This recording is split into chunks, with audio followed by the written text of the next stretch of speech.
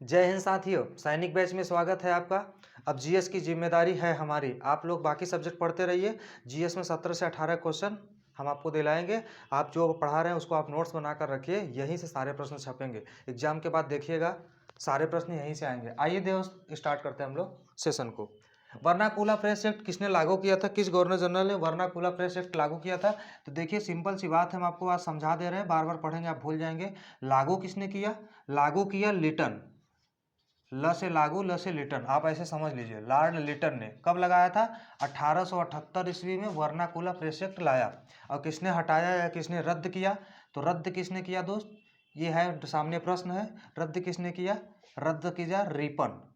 ठीक, Lord Ripon ने रद्द किया। कब किया था? 1881 ईस्वी में। ठीक, 1881 और 82 का सन था, 81 ही दिया रहता है। ठीक, तो अब आपको डाउट नहीं होगा। लगाया लिटन, हटाया रिपन ने। हाँ, मीरातुल अखबार के संपादक कौन थे? राजा राम मोहन राय। कौन थे? राजा राम मोहन राय। ठीक है, इन्होंने ब्रह्म समाज की स्थापना किया था। आत्मीय सभा की स्थापना किया था इन्होंने। आत्मीय सभा की स्थापना किया था 1826 ईस्वी में। ठीक, इन्होंने ब्रह्म समाज की स्थापना किया था। ब्रह्म समाज की स्थापना किया था। ठीक, 1828 ईस्वी में। ठीक है, सती प्रथा पर रोक लगाने के लिए बहुत बड़ा प्रयास था इनका, राजा राम मोहन राय का। अमृत बाजार पत्रिका के संपादक कौन है? बार बार एग्जाम में पूछता है। शिशिर कुमार घोष। कौन थे दोस्त?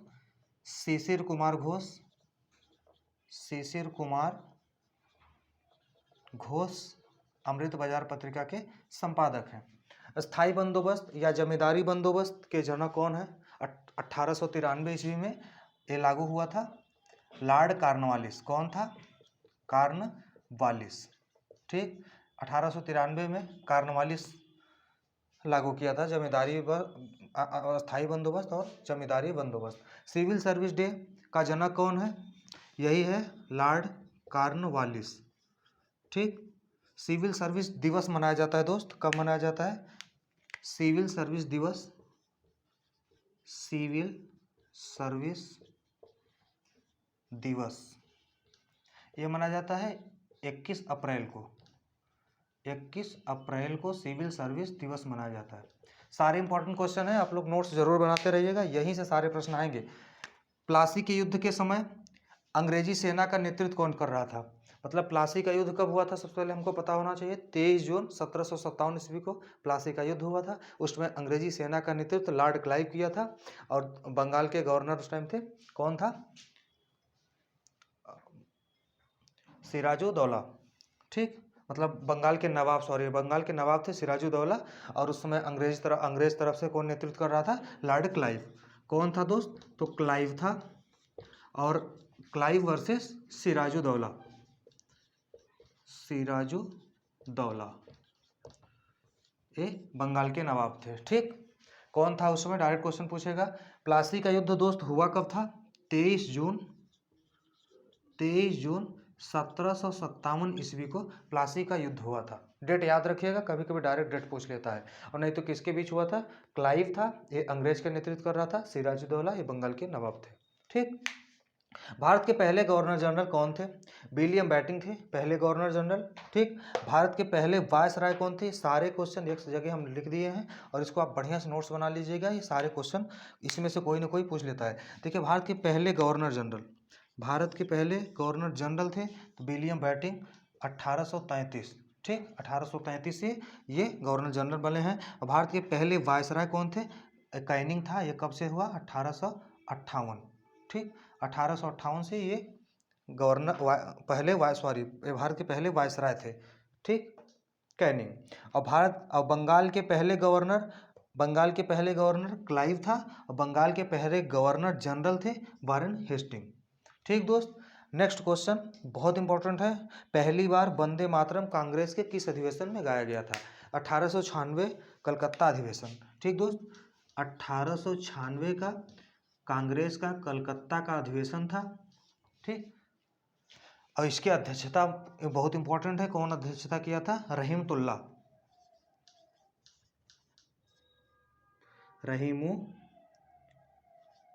रहीमतुल्ला, ठीक, इसकी अध्यक्षता किए थे।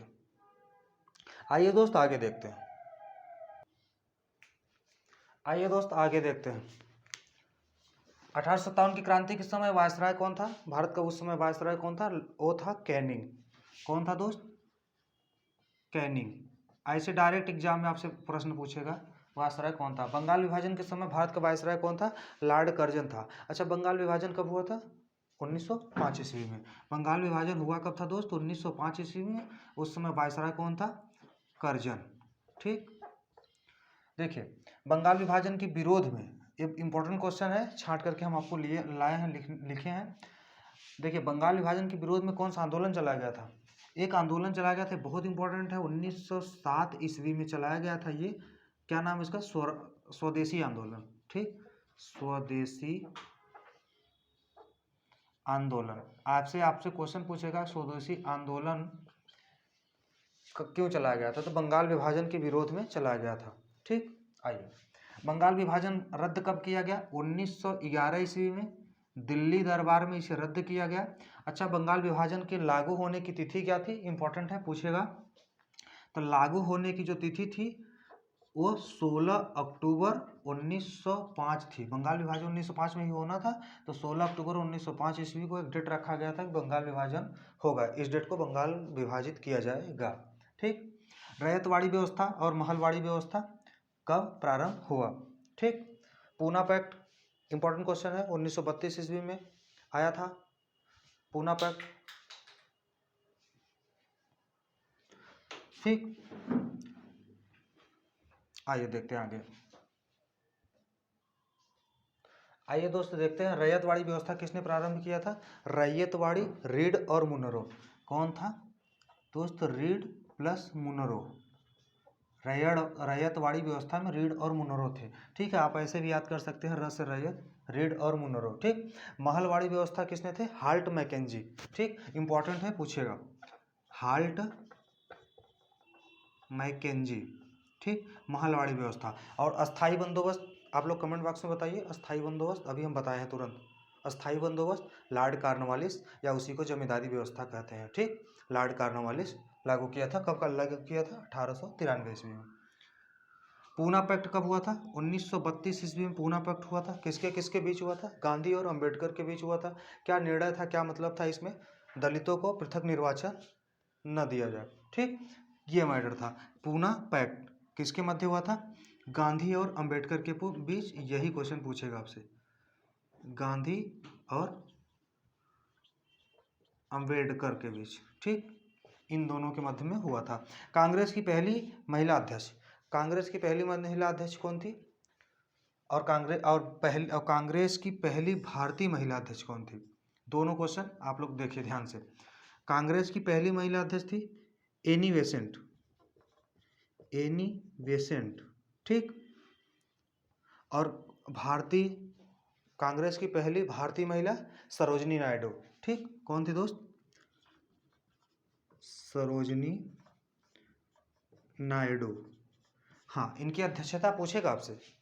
कांग्रेस की पहली महिला अध्यक्ष कौन थी? सरोजनी नायडू, वो भी भारतीय।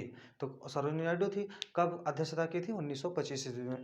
कहाँ पे? कानपुर। 1925 ईस्वी में कानपुर में, कानपुर के अधिवेशन में 1925 ईस्वी में ये अध्यक्षता की थी। वुड डिस्पैच बहुत इंपॉर्टेंट है क्वेश्चन ये दोस्त। वुड डिस्पैच कब आया था? यह आया था 1854 ईस्वी में। ये भी पूछेगा, और ये भी पूछ सकता है कि किसके कार्यकाल में आया था, कौन था उस समय? तो उस समय कौन था? डलहौजी दोस्त, कौन था? डलहौजी, ठीक। अच्छा, भारत में पहली रेल कब चली थी? 1853 ईस्वी में, मुंबई से थाड़े के बीच। कि कौन था उस समय गवर्नर? लॉर्ड डलहौजी, ठीक। हड़प्पा नीति कब आई थी? ये भी हड़प्पा नीति को डॉक्ट्रिन ऑफ लैप्स बोलते हैं, ठीक। तो हड़प्पा नीति किसके समय आया था? डलहौजी के समय आया था, ठीक है। फर्स्ट जनगणना, भारत में पहली जनगणना कब हुई थी? 1872 ईस्वी में, लॉर्ड मेयो के समय, ठीक। और दशकीय आधार पर जनगणना, नियमित जनगणना 1881 ईस्वी में, लॉर्ड रिपन के समय। तो पहली जनगणना कब हुई थी? 1872 ईस्वी में। उस समय कौन था गवर्नर? लॉर्ड मेयो थे, ठीक, वायसराय था लॉर्ड मेयो। और पहली दशकीय आधार पर डायरेक्ट क्वेश्चन पूछेगा कि पहली बार दशकीय आधार पर जनगणना या नियमित जनगणना कब से प्रारंभ हुई? तो 1881 ईस्वी में। इस समय कौन था गवर्नर या वायसराय? तो लॉर्ड रिपन था। ठीक, आइए इधर देखते हैं दोस्त, जो है ये जनसंख्या और जनगणना किस सूची के विषय है? जनगणना और जनसंख्या इंपॉर्टेंट क्वेश्चन है। देखिए, जनसंख्या जो है ये समवर्ती सूची का विषय है। ठीक, समवर्ती सूची का विषय है। और जनगणना किस सूची का विषय है? ये संघ सूची का विषय है। ठीक, कुशासन के आधार पर किस देशी रियासत को हड़प लिया गया था? कुशासन के आधार पे। और गोद प्रथा निषेध के आधार पर किसे हड़पा गया था? दोनों बहुत इंपॉर्टेंट क्वेश्चन है, ध्यान रखिएगा। कुशासन के आधार पे अवध को हड़पा गया था। किसको? अवध को। ठीक, और गोद प्रथा के निषेध के आधार पर झांसी को गोद प्रथा निषेध के आधार पर हड़प लिया गया था। आइए दोस्त आगे देखते हैं। काकोरी ट्रेन एक्शन कब हुआ था?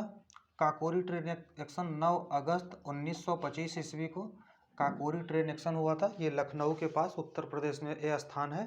ठीक है, और अशफाक उल्ला खान प्राणी उद्यान किस राज्य में है? उत्तर प्रदेश में। उत्तर प्रदेश की गोरख में क्या है? अशफाक उल्ला प्राणी उद्यान। ठीक, अशफाक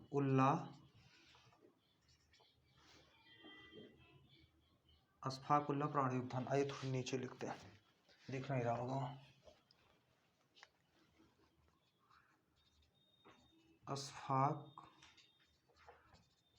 अशफाक उल्ला प्राणी उद्यान कहाँ है? ये गोरखपुर, यूपी। ठीक, अशफाक उल्ला प्राणी उद्यान गोरखपुर यूपी में है, नोट कर लीजिएगा आप लोग। अब आइए इधर, स्वराज पार्टी की स्थापना कब हुई थी दोस्त? 1923 ईस्वी में हुई थी। कौन कौन थे? मोतीलाल नेहरू, चित्तरंजन दास। मोतीलाल नेहरू प्लस चित्तरंजन दास, दोनों लोग मिलकर के स्वराज पार्टी की स्थापना किए थे। भारतीय पुनर्जागरण के पिता किसे कहे जाते हैं? राजा राम मोहन राय को। ब्रह्म समाज की स्थापना किसने किया था? राजा राम मोहन राय ने। भारतीय पुनर्जागरण के पिता किसे कहते हैं दोस्त? राजा राम मोहन राय। ठीक, राजा राम मोहन राय को भारतीय पुनर्जागरण का पिता कहे जाते हैं। ब्रह्म समाज की स्थापना भी इन्होंने ही किया था। ठीक, अस्थायी स्वशासन के जनक कौन है? Lord Ripon. ठीक, अस्थायी स्वशासन के जनक लॉर्ड रिपन है। इलवर्ट बिल किसके समय में आया था? लॉर्ड रिपन के ही समय में इलवर्ट बिल भी आया था। ठीक, दोनों इंपॉर्टेंट है, एक साथ लिख दिया, नोट कर लीजिएगा। बक्सर का युद्ध किसके किसके बीच में हुआ था दोस्त? बक्सर का युद्ध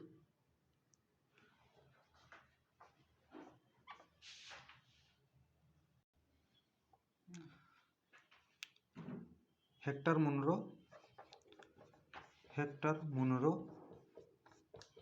शाह आलम सेकंड, शाह आलम द्वितीय।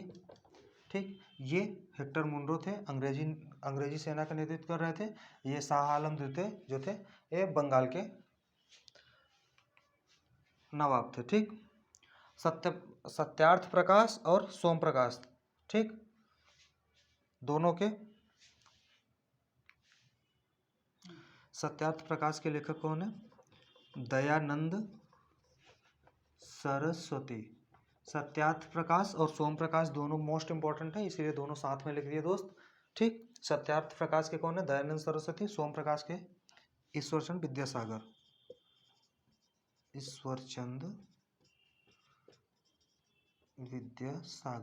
ठीक, सोम प्रकाश के शुद्धि आंदोलन और आर्य समाज के संस्थापक कौन थे? शुद्धि आंदोलन और आर्य समाज के संस्थापक कौन थे? दयानंद सरस्वती। दयानंद सरस्वती शुद्धि आंदोलन चलाए थे और आर्य समाज की स्थापना किया था इन्होंने। कब किया था? 1875 ईस्वी में। डेट भी पूछता है डायरेक्ट। ठीक, नील दर्पण, दीनबंधु नील दर्पण। ठीक, सत्य शोधक समाज की स्थापना ज्योतिबा फूले। गुलामगिरी पुस्तक के लेखक भी कौन है? ज्योतिबा फूले। ठीक, सत्य शोधक समाज की स्थापना किसने किया था? ज्योतिबा फूले। और गुलामगिरी पुस्तक के लेखक कौन है? ये भी हैं ज्योतिबा फूले। ठीक है दोस्त, आज की क्लास हम लोग यहीं समाप्त करते हैं। फिर मिलेंगे किसी अगली क्लास में। आप लोग जीएस जबरदस्त पढ़ते रहिए, जीएस हमारे ऊपर छोड़ दीजिए। आप लोगों को 17 से 18 क्वेश्चन जीएस कराऊंगा सारा, और बाकी सब्जेक्ट आप लोग पढ़ते रहिए क्योंकि बहुत कम समय है। और जीएस खुद से पढ़ना, हम 2-3 घंटे मेहनत करके आपको आधा घंटे में जो कंटेंट दे रहे हैं वो आपको खुद से पढ़ना होगा, तो कम से कम 3 घंटे वर्क करना होगा। तो जो कंटेंट हम दे रहे हैं समझ लीजिए कि वही एग्जाम में छपेगा, वहाँ से सारे प्रश्न हो जाएंगे, आपको इधर उधर भटकने की जरूरत नहीं है। ठीक है दोस्तों, जय हिंद।